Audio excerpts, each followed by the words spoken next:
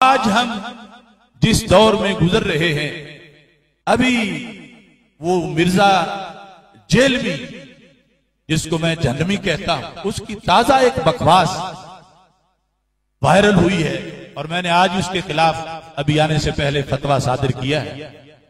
उसने रसूल अकरम नूर मुदस्सम शफी मुअज्जम सल्लल्लाहु अलैहि वसल्लम के बारे में एक ऐसा लफ्ज बोला कि वो जुबान पे लाने से रोंगटे खड़े हो जाते हैं।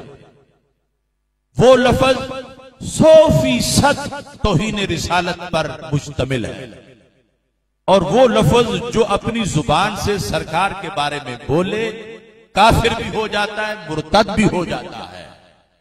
और फिर उसने क्रिश्चियन लोगों का हवाला देकर ये कहा कि वो इस तरह कहते हैं और फिर अपनी एक मसले की दलील के तौर पर अपने तरफ से पेश कर रहा था, जबकि क्रिश्चियन जो उनका जवाब आया कि हमारा तो कोई ऐसा मजहब नहीं कि हम ये लफ्ज अल्लाह के रसूल हजरत मोहम्मद मुस्तफा सल्लल्लाहु अलैहि वसल्लम के लिए बोले।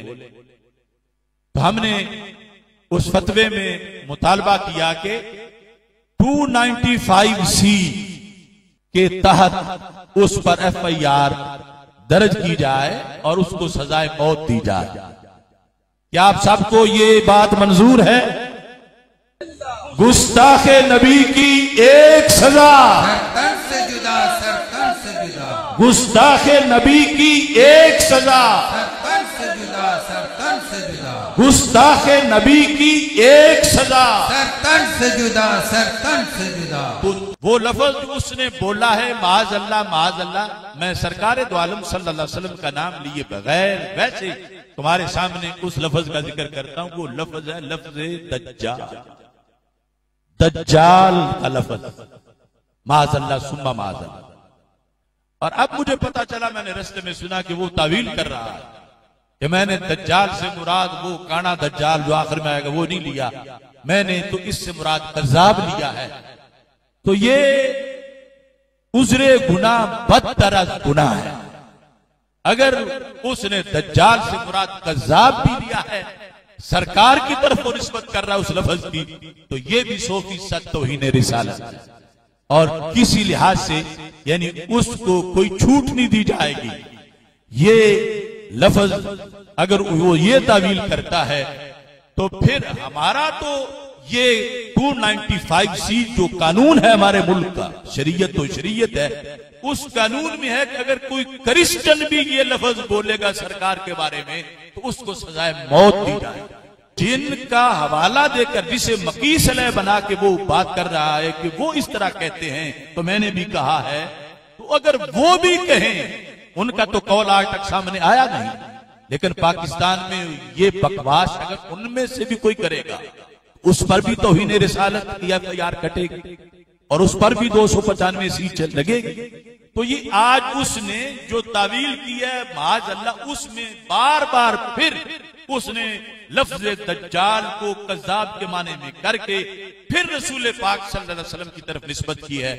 और फिर अगला मसला जो वो बयान करना चाहता था उसमें भी उसने इतना बड़ा झूठ का बलंदा और तौहीन इतनी ज्यादा की है। मैंने तो इस फतवे में लिखा है कि अगर 100 बार भी इस पर 295C की FIR काट कर इसे सजा दी जाए फिर भी थोड़ी है, जितनी बड़ी तौहीन इसने अल्लाह के रसूल हजरत मोहम्मद मुस्तफा सल्लल्लाहु अलैहि वसल्लम की।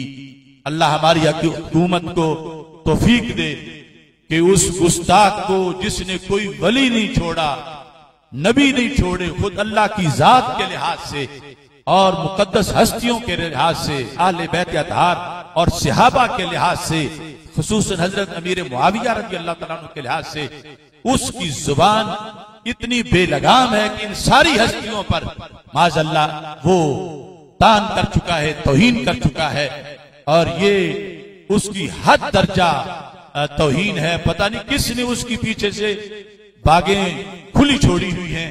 तो ये हमारा अभी तो चूंकि आज का मसला है, ये पूरे पाकिस्तान और पूरी कौम की उसके बारे में इंशाअल्लाह आवाज होगी।